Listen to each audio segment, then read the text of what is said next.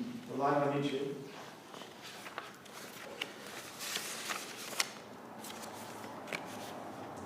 Om Jnana-timirandasya Gyananjana Salakaya Chakshurunmilitam Yena Tasmai Shri Gurave Namaha. We're reading from Sri Guru and His Grace, chapter 10 this evening, entitled The Land of Gurus. Sri Guru and His Grace by Srila Bhakti Rakak Sridhadev Goswami Maharaj. On a sunny evening in West London, the land of Gurus. In the Srimad Bhagavatam 11.9.31 it is stated, Na hi kashmad gurur jnanam sustiram syat supushkalam. One certainly cannot get complete knowledge from only one guru. In the highest stage of devotion, we must see not only one guru, we must see that guru is everywhere. In the land of Krishna, all are gurus. Our transformation should be towards that. Everything in the spiritual world, the entire environment is our guru, and we are servants. To enter into Vaikuntha or Goloka, means that on all sides we must see guru and pay our respects.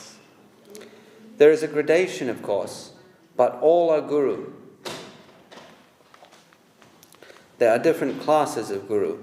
All Vaishnavas are considered gurus. If the spiritual master gives even one letter to the disciple, what is contained there is infinite. The knowledge given by the spiritual master is infinite. To know and understand it fully, however, different sources are necessary. In the highest position, one can read devotion to Krishna from everywhere. If we can attain the proper vision, then everything will supply inspiration towards the performance of our duties. Whenever Mahaprabhu saw a forest, he saw it as Vrindavan. Whenever he saw a river, he saw it as Yamuna. Whenever he saw a hill, he saw it as Govardhan Hill. In that highest stage, wherever we cast our glance, it will remind us about our Lord. That is the duty of Guru. They will teach us. They will press us to engage ourselves in the service of Krishna. Wherever we cast our glance, whatever we come in contact with will only excite us. Do your duty. That is Guru. Our Guru is whoever gives us impetus for the service to Krishna, service of Krishna. Whoever helps us to look towards the center. So, because every atom in Vaikuntha and Goloka will encourage us towards our duty, they are all our gurus. Gurus will be very amply available when we can raise ourselves to a higher level. Guru dispels darkness. When we are in the lowest stages of material conception, everything we see takes us away from the center by the out-carrying current. Whatever we see says, "Oh, come and enjoy me." The invitation of enjoyment is found here in the lower level, and the inspiration of renunciation is also found in a particular stage. The impersonalists who desire salvation say, "Whatever we find here is temporary. Reject it all." But devotion is the positive side. From the side of devotion, everything will draw me towards the center, towards Krishna. And those who will help us in that way are our gurus. Guru means one who dispels the darkness of both enjoyment and renunciation. So the idea here is that where Guru Maharaj tells elsewhere, there are three planes of existence. The plane of exploitation, the plane of renunciation, and the plane of dedication. And existence in this world and in any world that is under the auspices, influence of Maya Shakti, is characterized by exploitation, which means that to interact and satisfy the very constitutional drive of every conscious being to find happiness, to facilitate that, we must take from the environment. And taking essentially means exploitation. And of course that then activates the law of karma and the cycle of samsara and the ongoing bondage of repeated birth and death that is characteristic of life in the material world. So the plane of exploitation is leading to a unsatisfactory condition, unsatisfactory in the sense that the impermanence, the fleeting nature of the happiness on offer is so far removed from the standard of happiness that the soul, that every jiva has potential to experience, that it is unable to satisfy the happiness needs of conscious entities. So a conclusion is inevitably reached that, okay, it needs to be rejected. The plane of exploitation is not offering any permanent kind of satisfaction, so it needs to somehow be done away with and some other option pursued. So then the conclusion for some is that, all right, we'll renounce activity in this world. We will enter a plane of renunciation where we will cease our activity because our activity is known as exploitative and it's bringing a unwelcome, undesirable reaction and it's fueling our cycle of samsara, of repeated birth and death. So we will cease such activity and simply renounce activity and all desire for activity, and eventually cleanse our karmic slate. So eventually all the karma will expire as simply as a result of no new karmas being generated. That is known as the plane of renunciation. And then the third plane is the plane of dedication, and that is when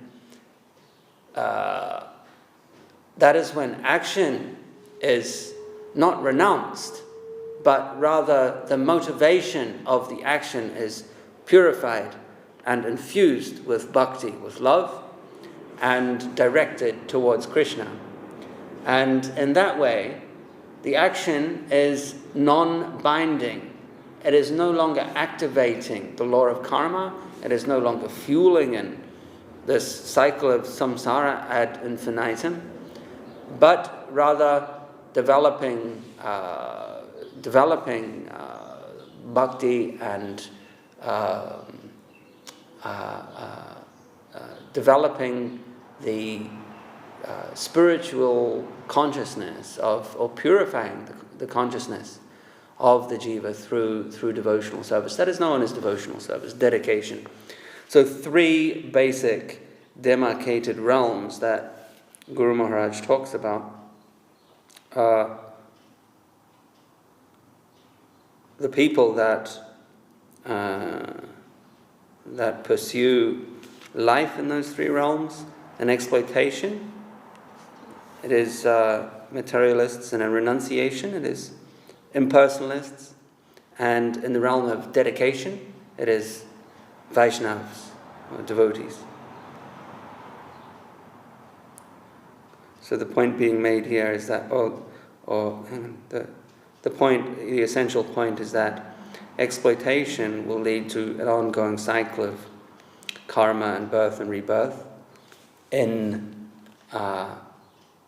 inside the Maya Shakti, and renunciation may lead one outside of the Maya Shakti, but to a state of impersonal liberation, where there is a cessation of misery, but also no dynamic activity, no exchange of love.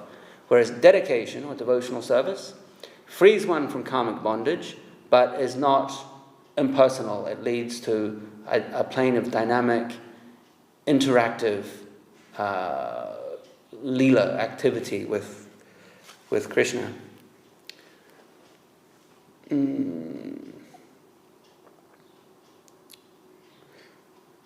So, Guru, and it is the Guru who helps us to this plane of dedication. Guru means one who dispels both the darkness of both enjoyment and renunciation. Krishna tells us not to particularize in one point. Acharya mam vijaniyan. There are so many Shiksha Gurus in the line, and it is our good fortune to see more Gurus, to come to the stage where we see Gurus everywhere. Everywhere we shall try to draw the hints of the auspicious presence of Godhead. Krishna says, one who can see me everywhere and everything in me is never lost to me, nor I to him. Yomam pashyati sarvatra sarvam cha mai pashyati. Srimad Bhagavad Gita 6:30. We shall try to see him in every medium, then our position is safe. Not to see Guru is a dangerous position, but if we can see Guru everywhere, advising us to concentrate our energy towards the service of God, then we'll be safe. Of course, there is also a specific vision of Guru from whom I can get the maximum immediate help. But ultimately Krishna says, I am the Acharya, see me in him.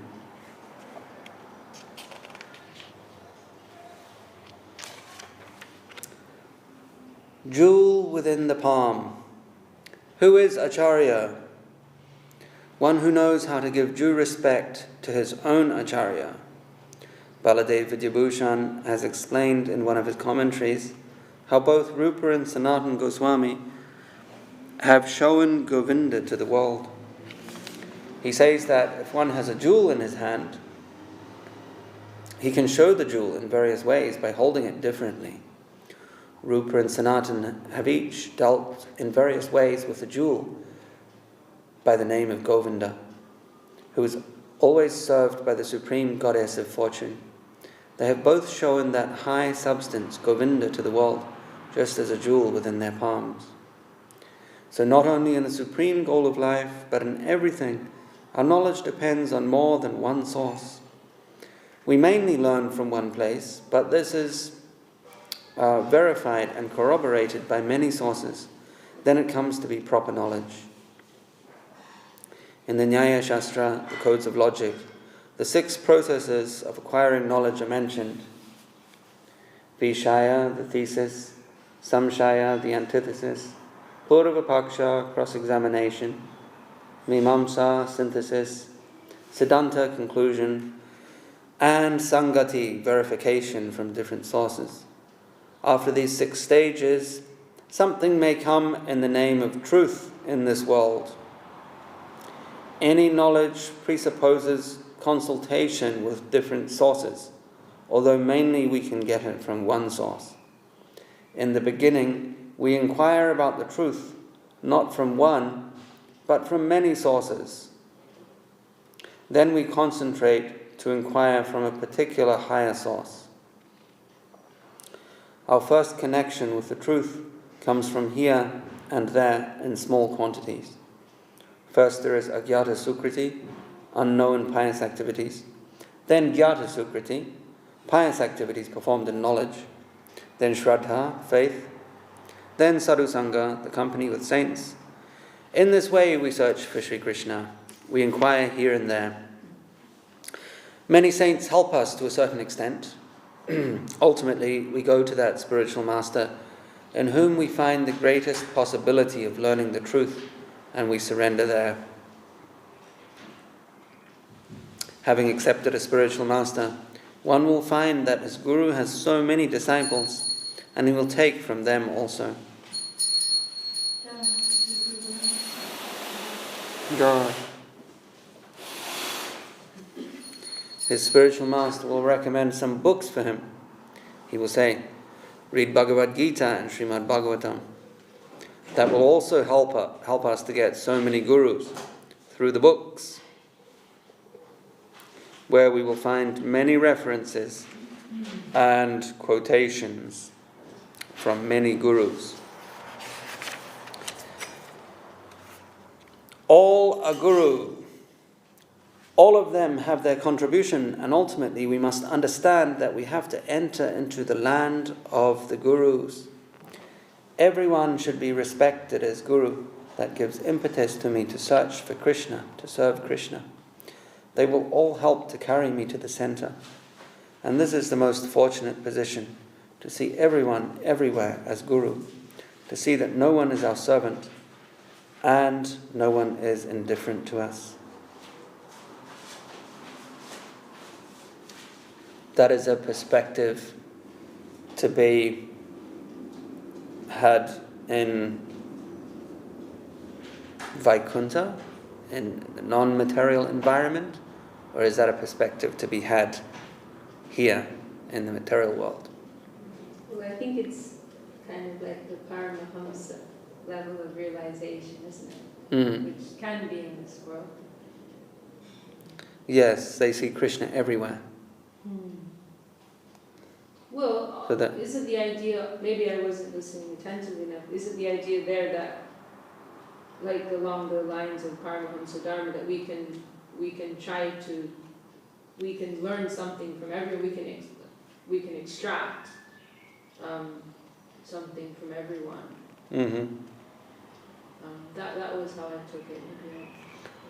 So the statement is applicable to both. I mean, at the Paramahamsa level, the statement is applicable both, say, in this world and in the spiritual world. Yeah, or even lowly practitioners ourselves practicing Paramahamsa Dharma. But it has to be done with some discrimination. Sure. Course. Otherwise, you can become Sahaja or Mayavadi or...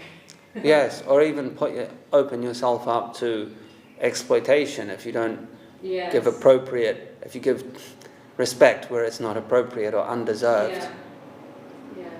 Don't have that discrimination that the Paramahamsa has, or that, I think Guru Maharaj says this, we must exercise humility and giving honor, but not to like the jackal or the tiger, which, you submit yourself to the tiger and get devoured. Yeah. Could it be to like the potential self? Like you could do that with everybody, like you can see, who they, like their true self, but like that kind of thing, like giving respect to their true self. But like, Well, the idea here is a little different. It's like what you can learn from others. Like to see Guru everywhere, in the sense that you can learn something from everyone. Everyone has some quality or something that we can learn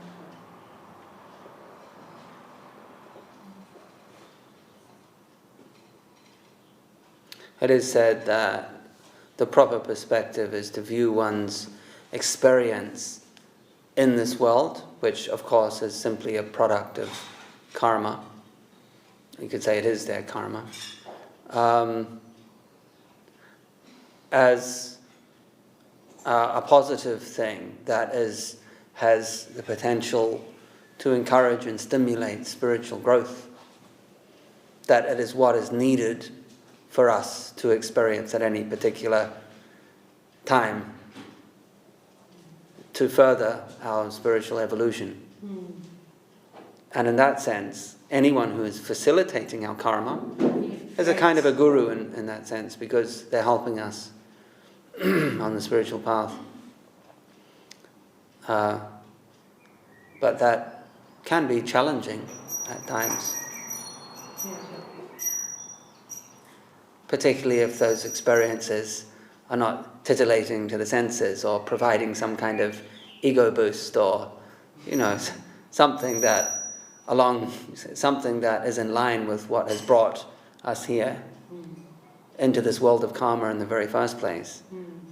If it's not providing some kind of gratification along those lines, then we can tend to condemn it as something undesirable. But the advice being given is to not really focus too much on whether we deem it as good or bad, as whether we label it as a happy experience or a sad experience, but rather to be neutral towards it and understand that it is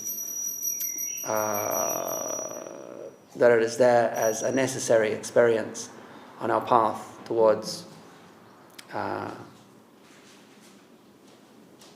Krishna, towards overcoming the desire to exploit and somehow dominate and enjoy material nature.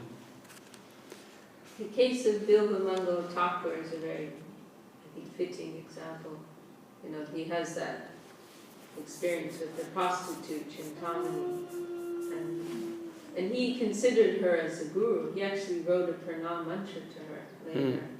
You know, because she was a prostitute, but she gave him that initial inspiration. Yeah. And so he considered her as one type of guru, like a Vartma Pradharshana guru. What did she say? If you have as much attachment to Krishna as you have for me, you would be like in a very different place, or your life would be made. Yeah, something like that. Yeah, you'd be a very great devotee or something like that. Yeah. And it really triggered an epiphany in them, didn't it? He was like, "Damn, you're right." Because he battled through a raging storm in the middle of the night to see her, right? Yes. Swam a river, with crocodiles in it or something, and climbed over a huge fence. And she was like, if you could put this kind of inspired effort into your spiritual welfare, then you would be doing really well. It's a very good point, actually, and it's applicable to all of us. Not that it's necessarily so dramatic, or we're literally doing that sort of thing. But if we're to put the same amount of energy into spiritual life as into other pursuits, whatever they may be. Yes. And if we're not, then through some honest and perhaps a little brutal introspection, we may go that reflects a lack of faith ultimately, because if you have very sound faith that the spiritual process will provide everything and provide full happiness, then you will put your full energy into it, naturally.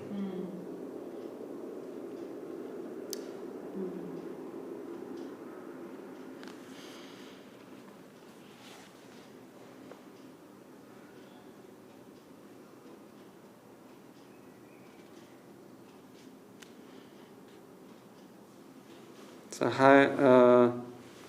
that is our highest fortune, to attain that highest spiritual environment where everyone is our guru. Here, everyone is our servant, even our father and mother. We want to draw something from everyone in this world of exploitation. And by renunciation, everything is eliminated. It is a deserted position. If we are to enter into the land of eternal prospect, then we must learn to see that all are our guru and we are servants. They are all gurus and they are all our well-wishing guardians. In that plane, we shall imbibe help from everywhere. Their benediction and their grace will come from everywhere. They are all well-wishers, all guardians. They all guide us towards the highest attainment of our fortune. There cannot be any objection to that. But still there is gradation, just as in the very existence of God there is gradation. Vasudev, Vishnu, Narayan, Dwarkesh, Mathuresh, Swayam Bhagavan Krishna. There are so many levels. Gradation is always there, according to our inner position. So we must not be afraid Of course, there is a time when we are surrounded by an unfavorable environment, but the association of a real saint. Of course, there is a time when we are surrounded by an unfavorable environment, that the association of a real saint is very rare. In that stage, we may be warned not to mix with the Mayavadis, Buddhists, Shankarites, Nagababas, and so many other groups of so-called sadhus, so that we may not run hither and thither only to find a guru to get any advice. To save us from such unfavorable circumstances, to protect us, we are warned, don't try to see guru everywhere. In a particular stage, however, when we already have a taste for the real truth, we are taken to that plane where everyone is our guru, helping us advance towards our destination. A very valuable point, I believe, to essentially, there must be an essential, some discrimination must be exercised at a certain level. Yeah, you made this point very nicely in, I think it was your second class, in Sri Guru's Grace. That, you were saying first there must be a qualitative understanding, right, before you can go to see Guru in a quantitative way. It's the same thing really here, isn't it?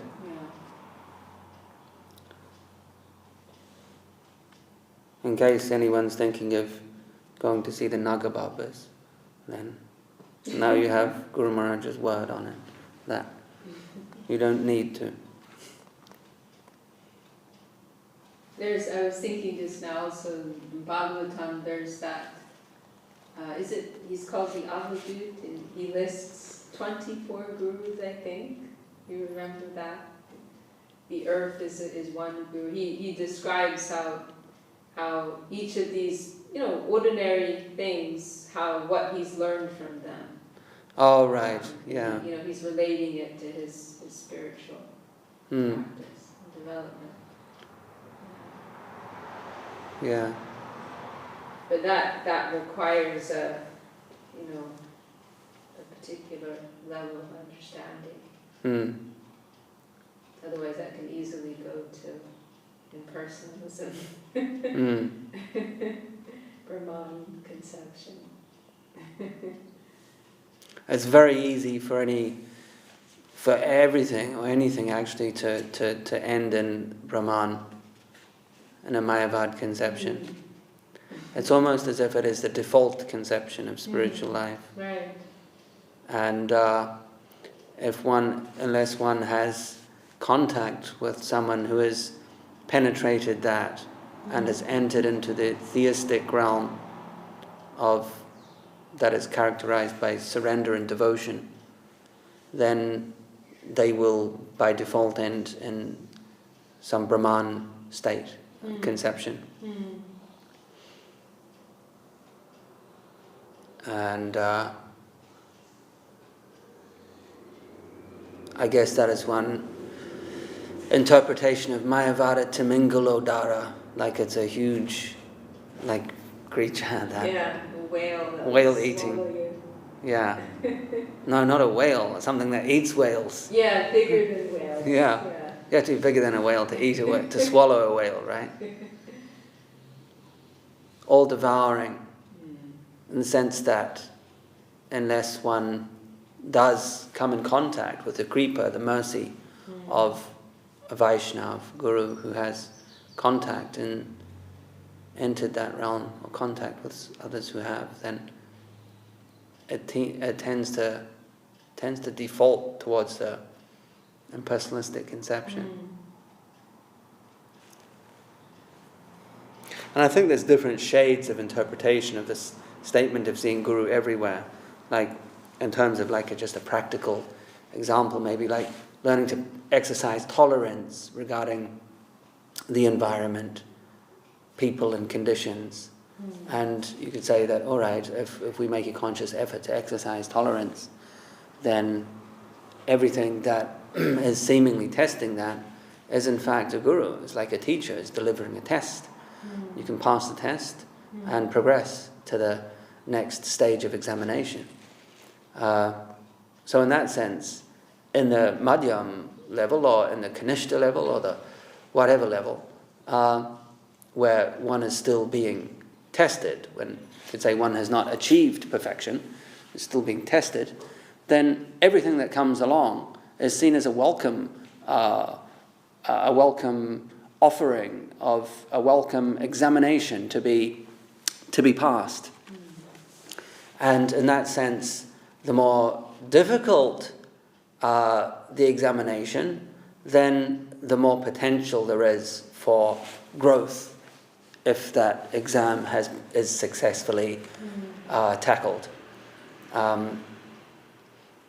And so an easy life with no testing could also be interpreted as a life without too much potential for growth and progression to the next stages of development. And what would be like an example of like getting confused and like seeing the Brahman conception rather than like the Krishna conception? what would be the result of it? Of like seeing Guru. She's saying, what would be an example? Oh, an example. Because like when you were saying about like seeing Guru in everything, like like Vishaka's example of like the earth and the sky and stuff like that. What would be an example of like the Brahman conception of like how could you get what would the confusion be? Kind of like what's the would it be like seeing everything as like that Guru, the voice of Guru being all from one, like being the voice of, but yeah. Well, would it just be like the difference would be just like a personal one or like a impersonal one? fundamentally that's the difference. To understand what the symptom of a conception may be, you'd have to understand what the conception is. And the conception is that ultimately there is no personal nature to the Absolute. This is the idea of an Advaitin or a follower of Shankara or a Buddhist or what have you. That ultimately reality, Godhead, has no form. So it is consciousness and light that is without quality and without form and without any kind of thing that can warrant description in any way. And although Vaishnavas will accept that as one perspective of the undivided reality, which is essentially must be one, it is a perspective of that approached from a certain angle. It is not considered the complete or the deepest perspective in terms of how it can satisfy the real needs of the happiness-seeking essential constitutional nature of every living being. That a conception of Godhead as impersonal is not capable of fulfilling that need for happiness, for rasa, for ananda. And so in terms of an example of how a spiritual practitioner who sees the Absolute as impersonal, well, they will see everything as in a more of a symbolic sense. So rather than having an ontology, an ontological reality, everything will be seen as a kind of a face of this impersonal God energy of Brahman. So everything is seen as simply a symbolic representation and not as having any spiritual substance itself. On the material level, it may be, there's quite a few similarities up to the point of transcending the you could say the negative side, the side of the material energy, the Maya Shakti, is that both the impersonalists and the personalists, devotees and Vaishnavas and Mayavadis, are trying to get out of the same place, right? So trying to transcend the Maya Shakti, the material energy.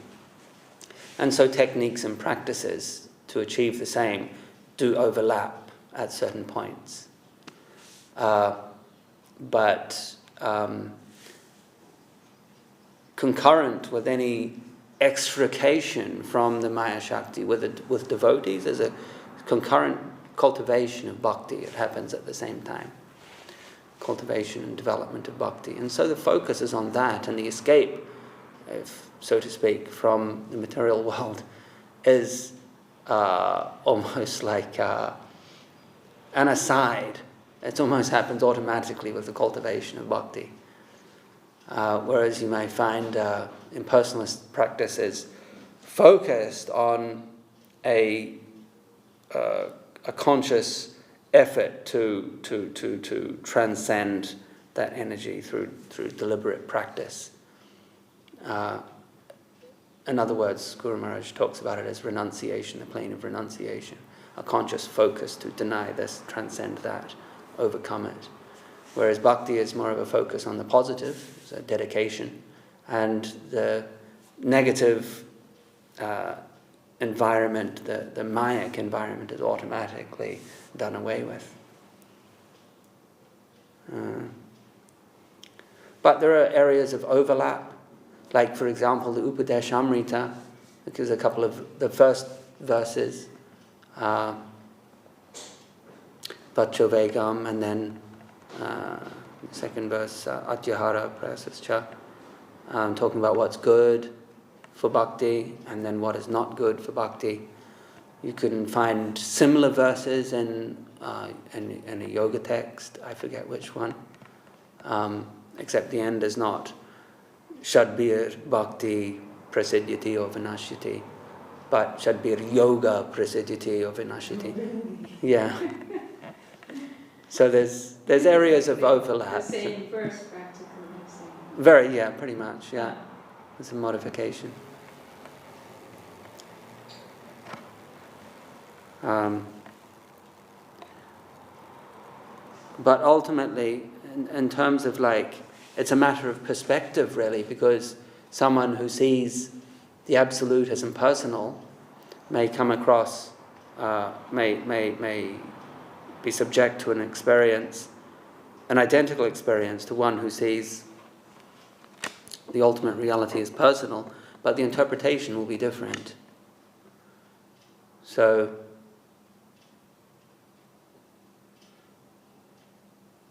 in terms of a specific example, how would it differ? Do you have anything to add?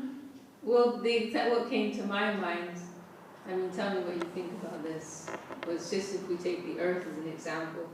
I mean, you explained that really nicely. There's no ontology, that everything is seen as one face of the absolute. So they might, they might go to worship the earth or something like that. Instead of seeing so let's say maybe the example of the earth, the teaching from the earth was tolerance. The earth tolerates everything, right?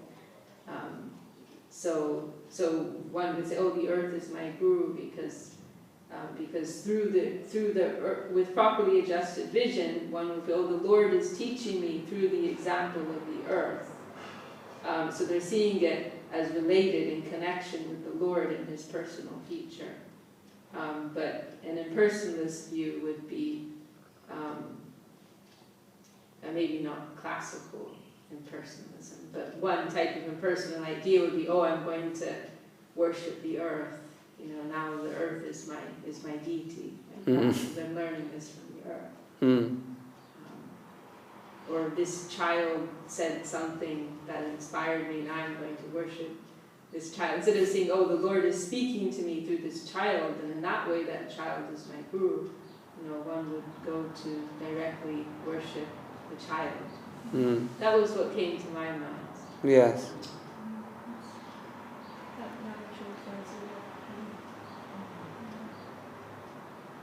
don't know exactly what like the classical Mayavad view would be about these things. Because they believe that ultimately everything is illusion. Yes. So then do they believe their guru is illusion? Ultimately, I guess, yeah.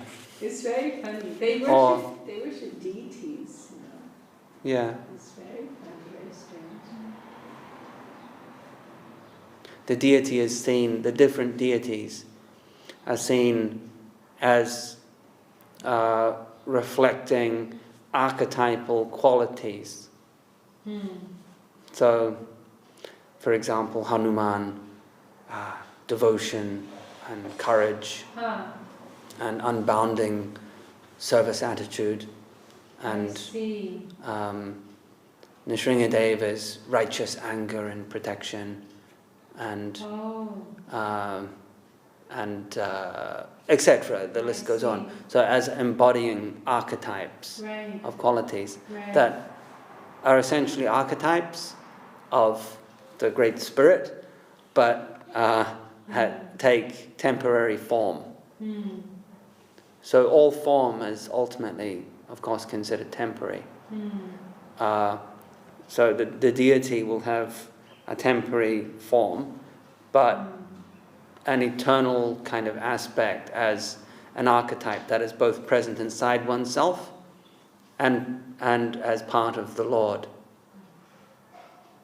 which ultimately are seen as one and the same. So one is ultimately identifying themselves with the Lord. So the whole premise of the Sambandha Gyan is completely different.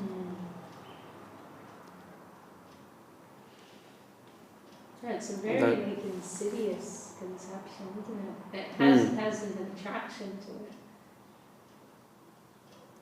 It's frightening. But it is the amazing and almost like unfathomable aspect of it is that it is divine, it is Krishna's energy. It is divine energy.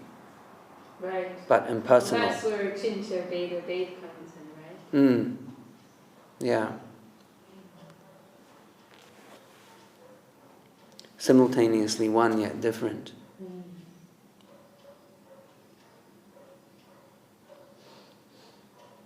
Because there is an element of oneness, it is all Krishna's energy. But Mahaprabhu's conception is that it is simultaneously one and distinct. And because our focus is on devotion, we emphasize the distinction. And also because we are so finite, so tiny, and subject to being overcome by a superior energy, then we are, I mean, like we say qualitatively the same, but really not even that. It's like a very general, broad way of speaking. But on some level, we can say, qualitatively, there is an element of oneness. And there is that potential for oneness as well. Right. Never at any time is the jiva's freedom taken away. Freedom for freedom to exploit, freedom to renounce, and freedom to find their potential in loving relationship with God, as a person.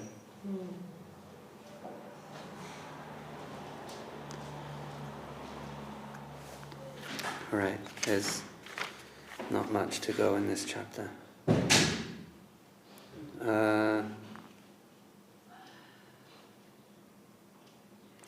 Right, so the precaution is given to save us from such unfavorable circumstances. To protect us, we are warned, don't try to see Guru everywhere. That is prematurely. In a particular stage, however, when we already have a taste for the real truth, we are taken to that plane where everyone is our Guru, helping us advance towards our destination. This caution is valuable in the beginning, because there are so many cheaters who want to devour us. At that stage, especially, to help us proceed towards the goal, we must exclusively concentrate on our Guru, avoiding the Buddhists, Mayavadis, atheists, and all those who wear red rags in the name of sadhus. red rags. Still, in every sampradaya or religious tradition, that trick has been used. Only listen here. Stick to the words of your guru, the advice of your guru. Don't try to mix hither and thither, to run here and there to get advice. So many teachers are the enemies of your guru. They are not preaching the real truth. That warning is necessary in some stage. Don't try to see guru everywhere, because in this world, so many men in the dress of sadhus are going on with their lower campaign. This warning should come in that stage. Hurled down to Vaikuntha, and in the lower stage also, to keep up and develop our attention and devotion towards our guru, so much help should come from our senior god brothers. They will help us understand the greatness of our guru in different ways. They are also doing the work of Shiksha Guru.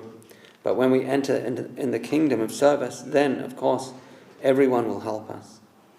It is also said that we may have an inner attraction towards Vrindavan, and our inner awakenment may be in the service of Krishna in Goloka.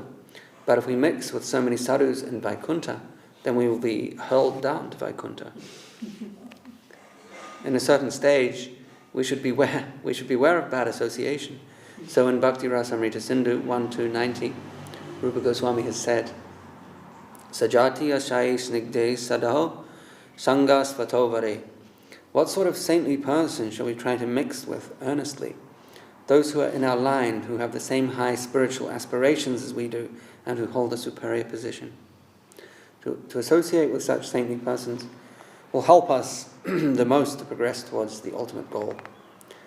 There may be some obstacles, but if at heart we are sincere, the environment cannot deceive us, because God's inner help is there cooperating with our sincere inner need. Nahi kalyana krit kaschid durgatim tatagaschati. What we want from our innermost hearts cannot but come true, because Krishna knows everything.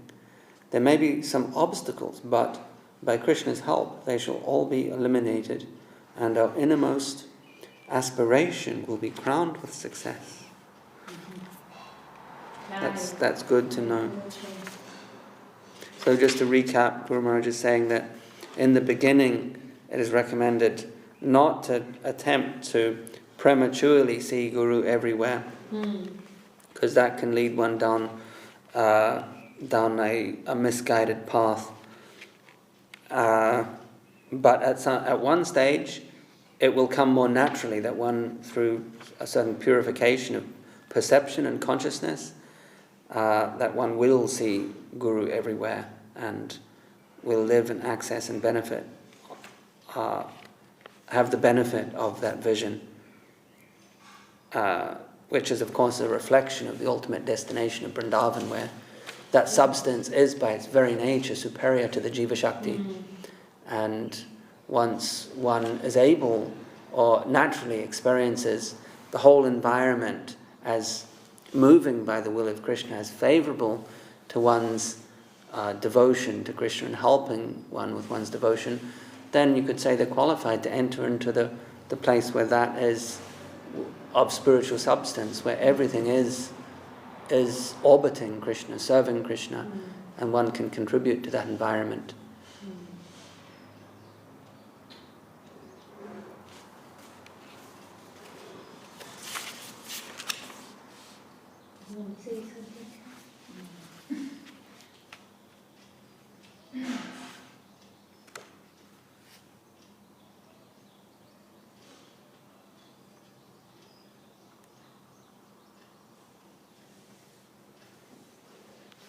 Any more comments, Vishakaditi? No, very nice. We can finish. The next chapter is called Servant of the Servant. And it's about serving Vaishnavas, I'd imagine. Jai Srila Bhakti Rakshak Sri Dhadev Goswami Maharaj ki Jai. Srila Gurudev ki Jai. Do you want to